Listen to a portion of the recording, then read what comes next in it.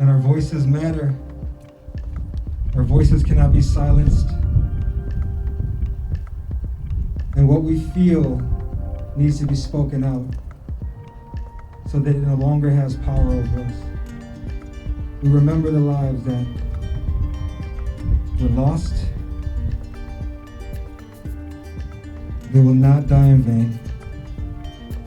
When I say stop the, you say hey.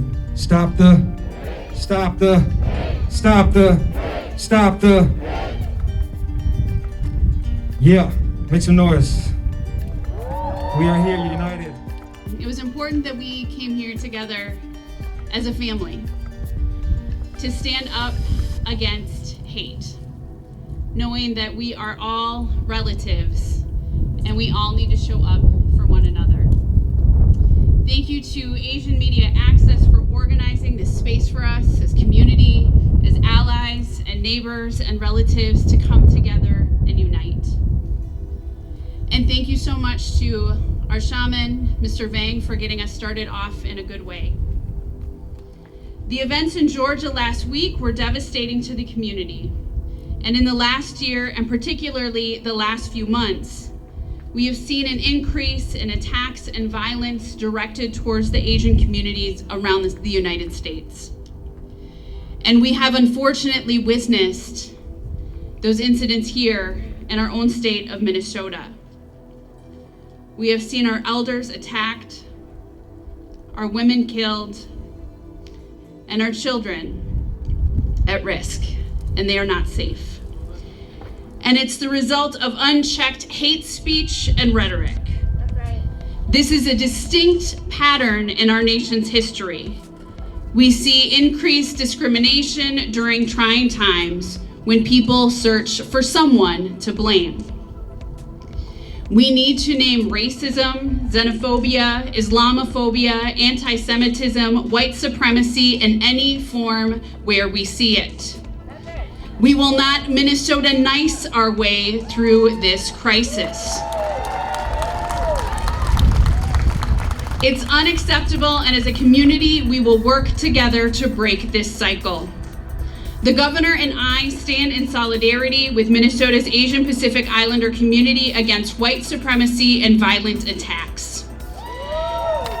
And in these moments and in these times, sometimes it can feel like we are helpless. We are not helpless. We are not hopeless. We can take action. There's legislation that is being put forward right now in this building behind us by Representative Frank Hornstein in House File 1691 and Senator Ron Latz in Senate File 2003. It's a much needed step forward to address the rising incidence of hate crimes against marginalized communities, and it is time to get it done. By organizing training, data collection, and support services for victims, we can build a better, more responsive system for Minnesotans who are victimized by hate crimes. But it's also increasingly important for us to have an honest conversation now. We are committed to ensuring everyone is safe and that our administration is providing resources and space for the API community to be seen and heard and valued and protected. And we see you. And I will say this as an Anishinaabe, as Anishinaabe with my daughter here. Our family and our ancestors were here before Minnesota was Minnesota. And we are standing on Dakota and Anishinaabe land. And that matters. And it matters that we say this today, that you are welcome here. Our state is your state, and we stand together in solidarity. And I know we have some representatives here from the House and from the Senate. We are all going to work together in community to stop the hate and to create places where all of our young people and our elders and our children and families can feel safe. So thank you for all of the work that you have done to get us here. But more importantly, Chimingwech, big thanks for all of the work that we will do together to stop the hate. And Minnesota Republicans, it's your turn to take up this legislation to get it done. We cannot wait. Thank you so much, everyone.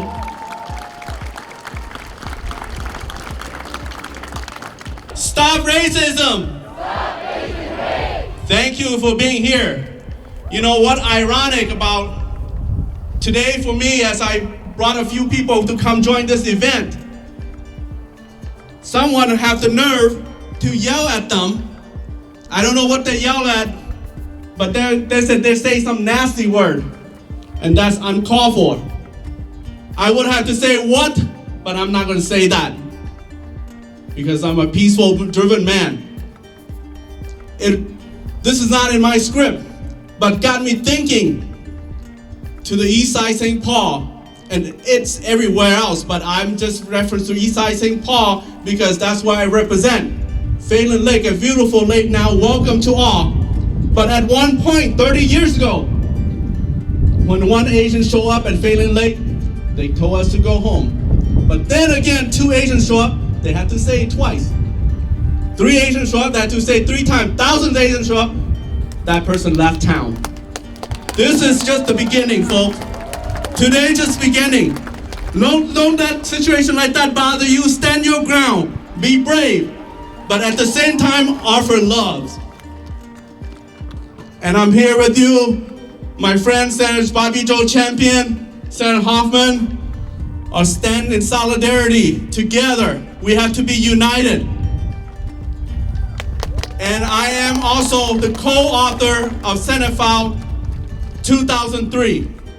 We will make sure that this will pass in the Senate. I will fight hard, and I'm sure my 2 colleagues here will fight hard. And the other day, I was surprised that GOP even stand with a moment of silence. So let's hope so. Let's hope so that their moment of silence meant real to all of us. And so I'm counting everybody to stand together. This is just the beginning. There will be more of us as we move forward. So thank you, both of my senators, Senator Hoffman and Senator Champion. Do you want to say a few words?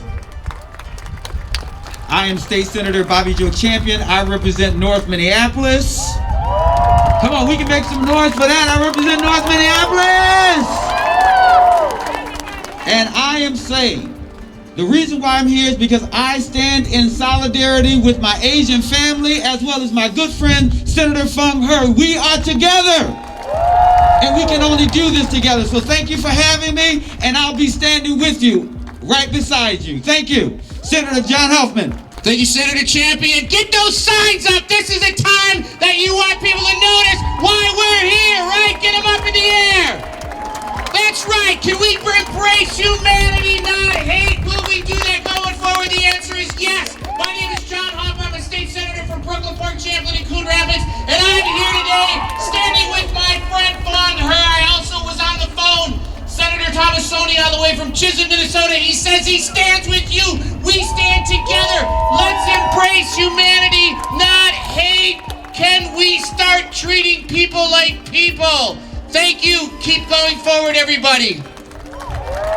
Thank you all for being here. I love you all. 我讲到古路妹说一次，我爱你们。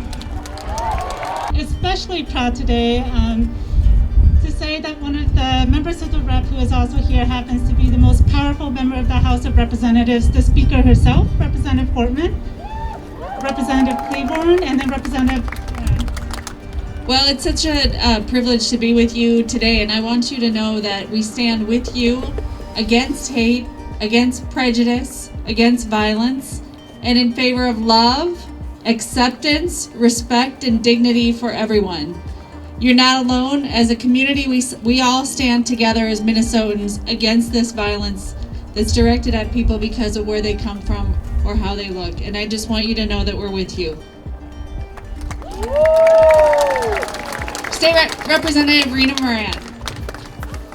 Well, hello, my name is Rena Moran, and I represent the Frogtown community, Midway, Rondo, the North End, and a little part of Cathedral Hill. And today I am with you because I stand in solidarity with you and your community. I am the great-great-granddaughter of a slave, a man and a woman who were brought here in chains to become slaves. And so when I stand here with you in solidarity, I am here not because this is about politics, although it is about politics, but I stand here because it is personal for me. It is personal for my community.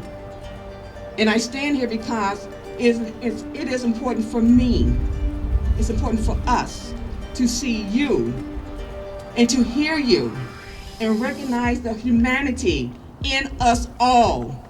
And so I want to thank you today for being here, for lifting up your voices, for being visible, for being present, for denouncing hate, for denouncing anti-Asian hate. I stand with the Asian Pacific Islanders community today, tomorrow, and forever. And I just ask that as we continue to march, as we continue to stand up, as we continue to be present, I just ask that we do this together. That we do this together.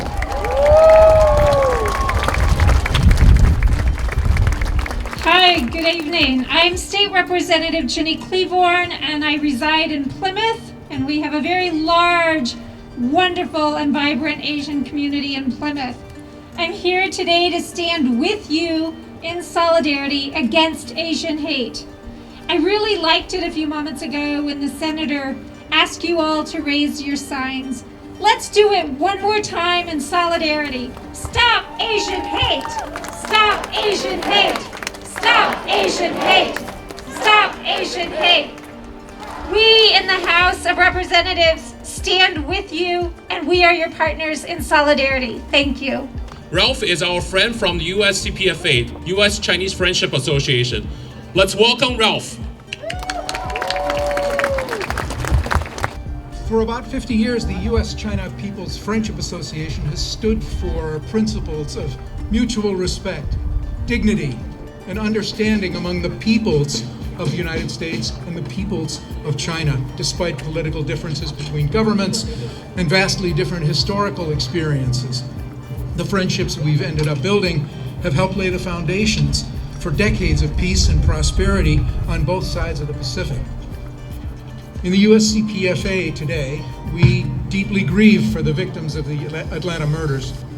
At the same time, we recall with shame and regret the long and embarrassing history in this country that we've just heard about of violence against people of Asian descent, almost 2 centuries now. For members of the dominant culture like me, and I see that despite the masks, we have a great diversity of representation here, we have to ask ourselves, can we remain bystanders? Or is it time at last for us to be upstanders and stand up against discrimination, stand up against denigration, stand up against demonization, stand up against hate whenever we see or we hear it?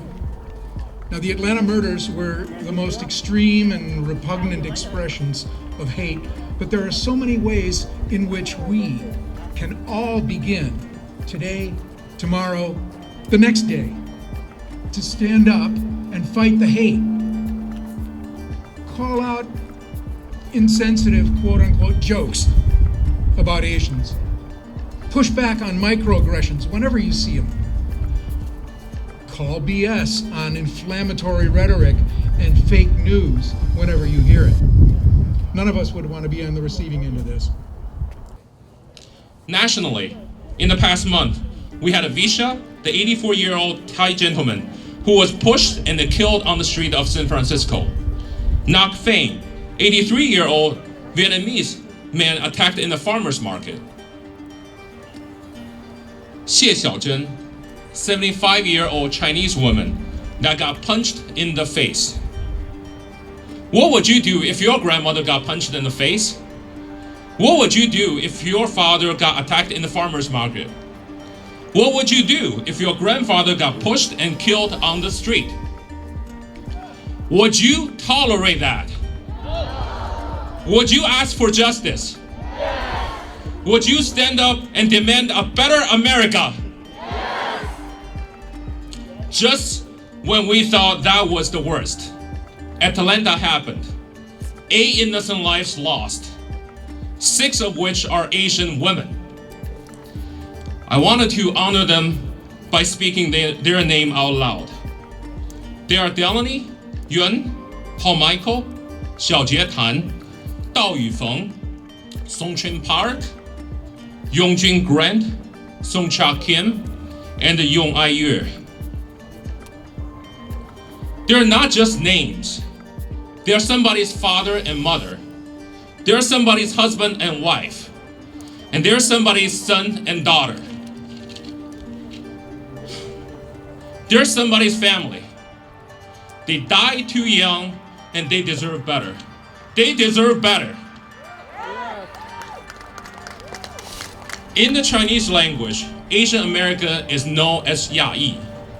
It sounds exactly like another word in Chinese, Yayi, which means silent race.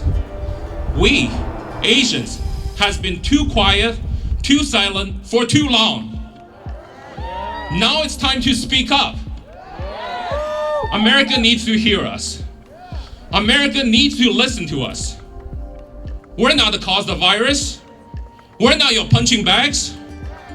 Our women are not somebody's fantasy. Our grandparents should not be pushed and left to die on the street.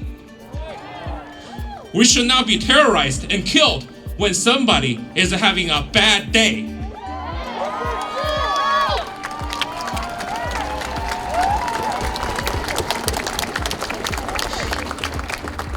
We're known as the model minority. Well, this is our new model. If you give us a note and tell us to go back to your country, we're not going to carry it in silence. Instead, we're going to tell you, this is our country, and it is a free country. If you don't like it, you're free to leave.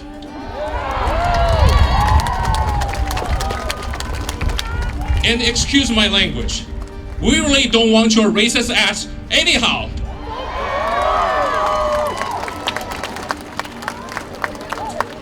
If you're gonna call us chink, if you call us China virus, we will push back. We will not be living in fear. We will not tolerate racism. We will not tolerate misogyny. And we will not tolerate hatred. We will stand up and we will speak up.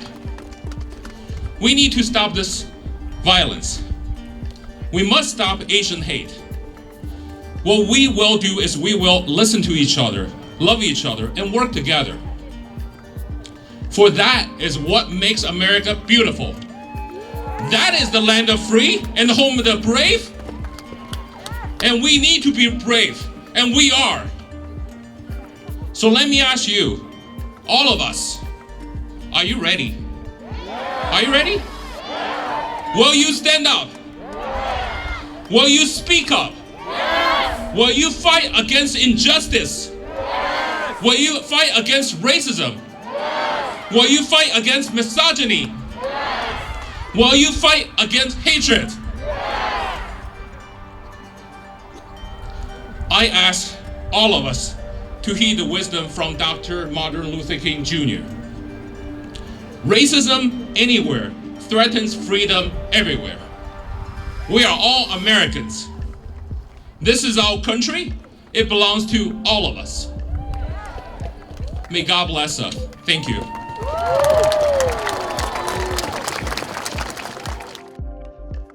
Thank you. It's an honor to be here with you all this afternoon. My name is Eva Sal Margolis. I'm here on behalf of Changmi Arts. I'm going to perform a very short Korean folk song called Arirang. This particular piece is from the Jindo area of the Chola province. The song has a lot of meaning for Korean people, and it's a gift for this space. Thank you.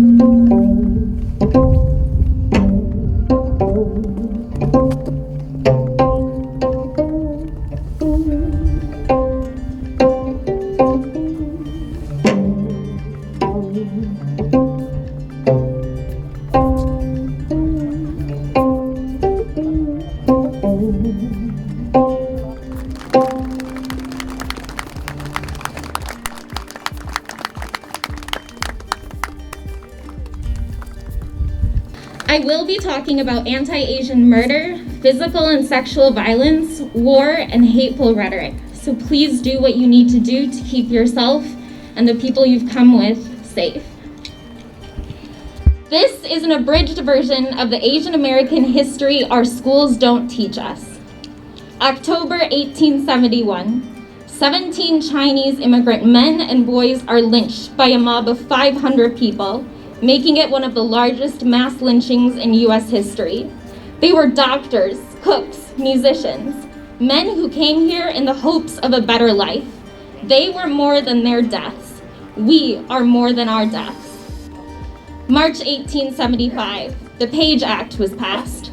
The bill was written by a legislator in the hope of ending the danger of cheap Chinese labor and immoral Chinese women, but it was effectively enforced only against East Asian women. Immigrant women were forced to prove that they were not sex workers by undergoing humiliating interviews and strip searches, their humanity replaced with objectification. 145 years later, Asian and Asian American women are still being killed and raped and fetishized. May 1882, the Chinese Exclusion Act was passed for the public good of the country and drastically reduced the number of Chinese immigrants who could enter. The so-called Chinese problems were considered marginal members of the human race and a distinct people whom nature has marked as inferior. It was the first federal law, but not the last, to target and exclude a single group based on their race and class. September 1907. Every South Asian resident of Bellingham, Washington was forcibly driven out of town by 500 white male laborers. South Asian men had arrived to work in the mills. When the mills refused to enact a whites-only policy, the white laborers dragged South Asian men, women, and children out of their homes and drove them out of town or into jails. 1926 to 1930. As Filipino laborers and farm workers enter the United States, they become the newest Asiatic invasion, despite the fact that the Philippines was a US colony at the time. As a result, anti-Filipino violence escalated. On New Year's Eve in 1926, 8 Filipino men were killed by white men. The KKK, angered by interracial relationships between Filipino men and white women, forced out hundreds of Filipinos. In December of 1929, a mob of 500 white men attacked a Filipino dance hall in Watsonville. February 1942, Executive Order 9066 was signed into law and the forced relocation and mass incarceration of Japanese Americans began. 120,000 of us were incarcerated in concentration camps. 90,000 were American citizens. The US drafted young Japanese American men from camp to fight and die for a country that forced their families into concentration camps. The shame and humiliation internees experienced created a massive trauma that continues to impact the Sansei, Yonsei, and Gosei generations today. April 1975, the war in Vietnam ends. US imperialism and arrogance destabilized much of Southeast Asia, leading to an influx of Southeast Asian refugees. Vietnamese refugees fled Vietnam by boat and ship. Hundreds of thousands of the survivors were eventually resettled in the US. The US bombed Laos without mercy for almost a decade, making it the most bombed country per capita. By 1975, a full quarter of the remaining population had become refugees. Hmong men were recruited by the CIA to fight on behalf of the United States in the secret war. After the US withdrew from Southeast Asia, Hmong peoples fled to the US to escape persecution and genocide. The US bombed Cambodia during the war in Vietnam, and Cambodian refugees escaping war and genocide arrived in the US. Once they came to the US, they experienced and continue to experience high levels of poverty, criminalization, and police harassment. However, this reality is often erased because of the model minority myth.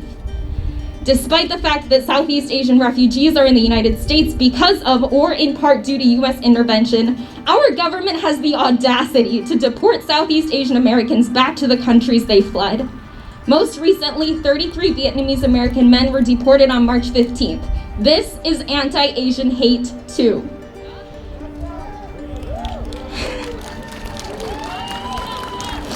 Joe Biden's executive orders and platitudes of support mean absolutely nothing when his administration commits state-sanctioned violence against Asian Americans. June 1982, Vincent Chin, a Chinese American man, is murdered by 2 white men who targeted him because they thought he was Japanese, blaming him for the declining number of jobs in the Detroit auto industry. Vincent was murdered 5 days before his wedding. His murderers were never incarcerated. In 1987, an anti-Indian and Hindu hate group in New Jersey murdered an Indian American man. 4 days later, they beat an Indian physician. The group called themselves the Dot Busters, in reference to the bindis worn by Hindu women on their foreheads. May 1992, Koreatown was destroyed in the LA riots. The tension between Black and Korean American communities, the acquittal of the officers who beat Rodney King, a Black man, and the murder of Latasha Harlins, a Black child, at the hands of a Korean American shopkeeper, led to the destruction of Korean American businesses and widespread PTSD among Korean Americans. While conflict between Black and Korean Americans communities did factor into the riots, the true conflict and enemy was and continues to be white supremacy.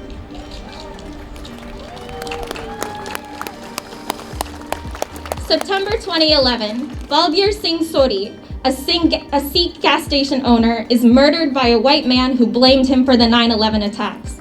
A sharp rise in Islamophobia and racism led to additional murders, hate crimes, and attacks on places of worship. August 2012, A mass shooting at a Sikh temple in Wisconsin killed 6 Indian American people. At the time of the shooting, the temple was preparing langar, a Sikh communal meal, for later that day. March 2020, the 45th President of the United States publicly referred to COVID-19 as the Chinese virus for the first time. For the rest of his presidency, he and his administration spread anti-Asian and xenophobic rhetoric, including phrases like Kung flu, Wuhan virus, and China flu. The rise in this rhetoric is directly correlated with the higher prevalence and visibility of anti-Asian hate crimes. In the past year, we have borne witness to a Burmese American family stabbed as they grocery shopped, an elderly man from Hong Kong killed during his morning walk, a Thai American elder murdered in broad daylight. While the number of reported hate crimes is staggering, we know that there are so many incidents that will never be reported. And on March 16th, 2021, 6 Korean and Chinese women were murdered by a white man who viewed their existences as temptations that he had the right to eliminate. It was shocking, heartbreaking, and deeply frightening. And when confronted with a deeply rooted anti-Asian sentiment in our country, it is clear this violence is not new. Asian women deserve better. Asian sex workers deserve better. The violence that Asian women face is both racialized and gendered, and we deserve to live in a world free from domestic, intimate partner, and sexual violence. Our Asian American communities have survived so much violence and hatred. We are incredibly resilient and powerful and brave. When we are united, we can accomplish anything. I look forward to creating a world where our future generations can grow up feeling safe and accepted and welcome. And I believe that we can make this happen. Thank you.